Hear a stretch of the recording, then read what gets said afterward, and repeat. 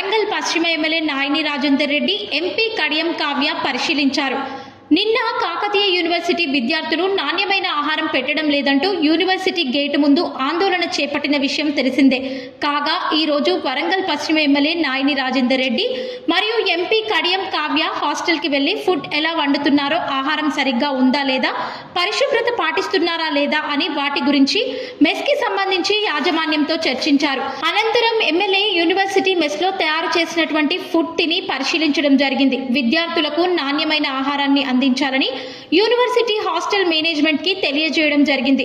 ఈ రోజు ఎమ్మెల్యే వస్తున్నారని తెలిసి కూడా పరిశుభ్రత పాటించని university mess management hostel mess చుట్టూరా ఆహారం కుప్పలు కుప్పలుగా, ఆహారంపై దోమలు, ఈగలతో, దుర్వాసనతో అపరిశుభ్రంగా హాస్టల్ మెస్ ఉన్నా పట్టించుకొని యూనివర్సిటీ యాజమాన్యం